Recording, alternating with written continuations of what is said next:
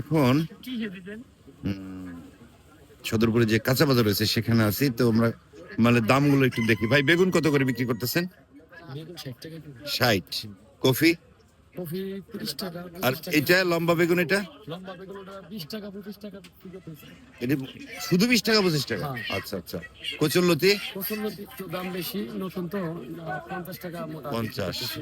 ধনিয়া পাতা? 100 গ্রাম 10 টাকা। টমেটো? টমেটো 2 কেজি 35, 2 কেজি 30 এরকম বিক্রি করতে। আর রসুন কত করে যাচ্ছে? রসুন হলো 120 টাকা কেজি।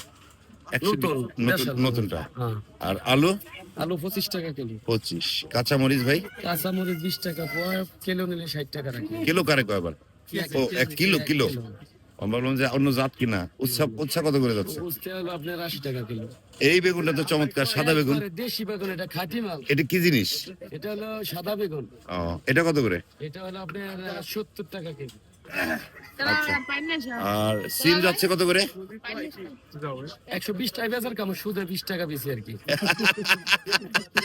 কারণ কি, যখন 120 বেচছেন তখন?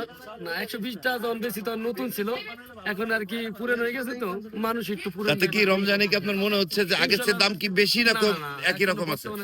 সবজির দাম কমতে চলে। আচ্ছা আচ্ছা। আপনার নামটা ভাইয়া?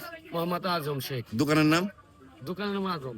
দোকানের নাম আজম স্টোর, আজম স্টোর, কাঁচা বাজার। কাঁচা বাজার। ধন্যবাদ ভাই আপনাকে।